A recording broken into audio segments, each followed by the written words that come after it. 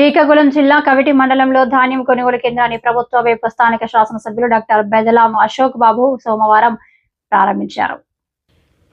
సంకీర్ణ ప్రభుత్వం ఏర్పడిన తర్వాత ఇది రెండో సీజన్గా పేర్కొన్నారు. కేంద్ర ప్రభుత్వం నిర్దేశించినటువంటి క్వింటాలకు 2,369 రూపాయల మద్దతు ధరతో రైతుల వద్ద నుంచి ప్రభుత్వం కొనుగోలు చేస్తున్నట్లు ఆయన స్పష్టం చేశారు. రవాణా ఛార్జీ, గోనె సంచుల డబ్బులు కూడా రాష్ట్ర ప్రభుత్వమే రైతులకు చెల్లించనున్నట్లు ఆయన స్పష్టం చేశారు. తమ ప్రభుత్వంలో 24 గంటలలోపే రైతుల వద్ద సేకరించినటువంటి ధాన్యానికి సంబంధించిన డబ్బులు వారి ఖాతాలలో జమ చేస్తున్నట్లు అశోక్ బాబు చెప్పారు. గత ప్రభుత్వం రైతుల వద్ద నుంచి ధాన్యం కొనుగోలు చేసిన తరువాత 45 రోజుల వరకు కనీస గడువుగా వ్యవహరించి 3 మాసాల వరకు జాప్యం చేసిందనే విషయాన్ని గుర్తు చేశారు.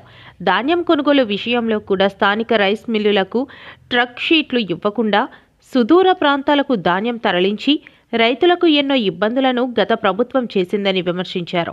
కూటమి ప్రభుత్వం అధికారంలోకి వచ్చాక వ్యవసాయ రంగం పుంజుకునేందుకు ఎన్నో సంస్కరణలను తీసుకువచ్చినట్లు ఆయన స్పష్టం చేశారు.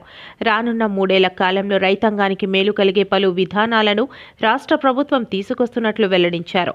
దళారీలను ఆశ్రయించకుండా నేరుగా రైతు సేవా కేంద్రాల ద్వారా ప్రభుత్వానికి ధాన్యం అమ్మకాలు చేయాలని రైతులకు అశోక్ బాబు సూచించారు.